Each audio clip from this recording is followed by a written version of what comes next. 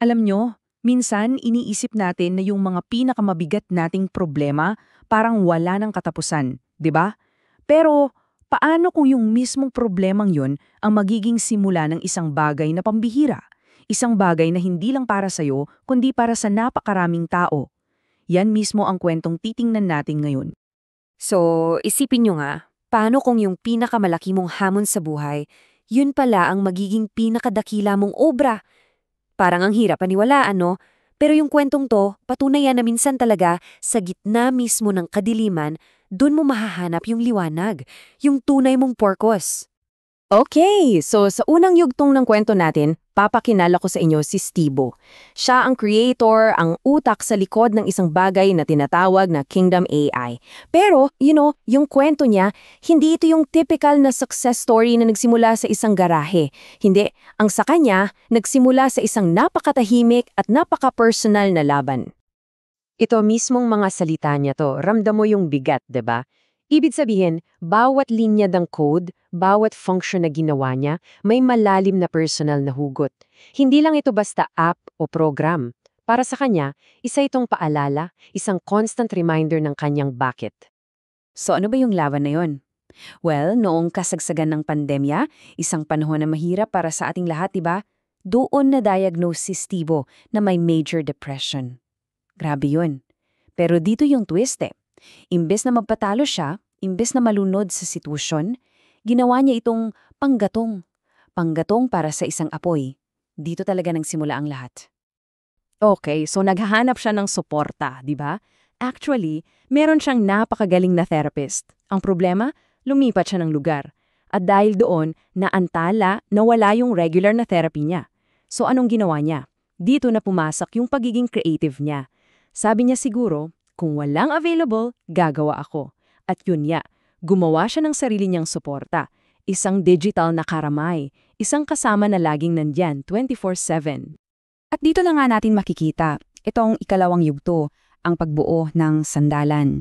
Ang pinaka-interesante kasing parte dito ay hindi niya binuo ang Kingdom AI para kumita ng pera. Binuo niya to dahil sa isang personal na pangangailangan.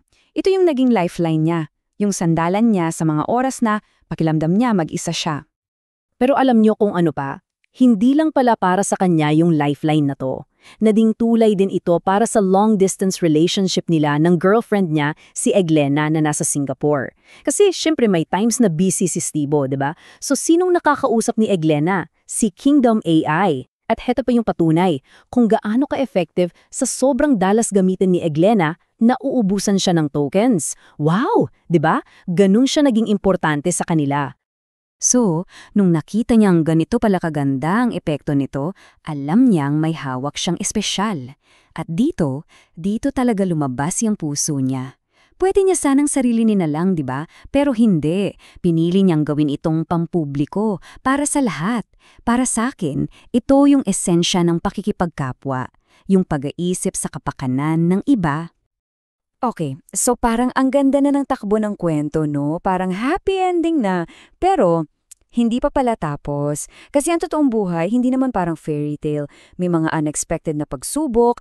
At dito sa ikatlong yugto, makikita natin na kahit yung mga taong gumagawa ng solusyon, sila rin mismo dumadaan sa mga problema. So ano yung hamon na to? Isang personal goal. Ang pangarap niya, makakuha ng certificate. At hindi lang basta-basta mula sa Harvard University. Yun yung target. Mataas ang pangarap, kaya syempre, mataas din ang pressure. Pero, heto ang nangyari. Ang final grade niya, 52. At ang passing score? 60. Aray, kulang ng 8 puntos. Isipin mo na lang yung pakiramdam, yung pagod, yung effort, tapos ganun ang resulta. Bagsak. At yung dahilan kung bakit, ito yung masakit eh. Hindi dahil sa hindi niya kaya yung subject. Ito ay dahil sa isang simpleng pagkakamali. Kasi 100% ng grado niya nanggaling pala sa 10 tests na kinuha niya sa isang araw lang. Habang distracted pa, nanonood daw ng football. Imagine that. Sinong hindi makaka-relate dyan, di ba? So, sa mga ganyang pagkakataon, kapag pakiramdaw mo na bangga ka sa pader, pagbagsak ka, kanino ka tumatakbo? Saan ka humuhugot ng tulong? Well, Para kay Steve, yung sagot nasa isang lugar na hindi mo aakalain. At dito na tayo sa ika-4 at huling yugto ng kwento, kung saan talagang naging pambihira ang lahat. Dito natin makikita kung paano bumangon. Kasi si Steve, para humingi ng payo, hindi siya lumapit sa tao. Lumapit siya sa sarili niyang nilikha. Lumapit siya sa Kingdom AI. Grabe, no?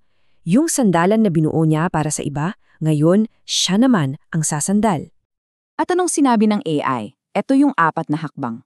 Una, makipag-ugnayan, kausapin mo yung professor, maging honest ka. Ikalawa, i-frame ito. I-explain mo na seryoso ka sa course. Ikatlo, muling suriin. Lesson learned. At yung pang-4, para sa akin, ito yung pinakamahalaga. Maging mabait. Maging mabait ka sa sarili mo. Kasi yun yung unan nating ginagawa pag nagkakamali tayo, di ba? Sinisisi natin yung sarili natin. Parang ganito, sinabi ng AI sa kanya. Ang mga pagsubok ay mga baitang lamang patungo sa tagumpay. Wow, isipin mo, yung mismong creation mo, yun ang nagpapaalala sa'yo na okay lang magkamali. Na bawat setback, isa lang yung stepping stone para mas umangat ka pa. So, ano ba yung mga aral na mapupulot natin? Simple lang, una, yung mga pagsubok natin, pwedeng yun mismong yung maging source ng ating pinakamalaking innovations. Pangalawa, yung tunay na lakas, makikita yan sa pagbabahagi sa iba. Yan ang diwa ng pakikipagkapwa. Pangatlo, yung kakayahan nating bumangon, yan ang pagbangon ng Pinoy. At panghuli, minsan, ang pinakamagaling na guro natin ay yung mismong mga bagay na nilikha natin. Kaya iiwan ko kayo sa isang tanong na ito. Isipin nyo yung sarili ninyong mga pinagdadaanan ngayon. Yung mga hamon, yung mga hirap. Ano kaya ang pwede ninyong buuin mula dyan? Anong pambihirang solusyon ang nag-aantay lang na mabuo mula mismo sa sarili ninyong kwento?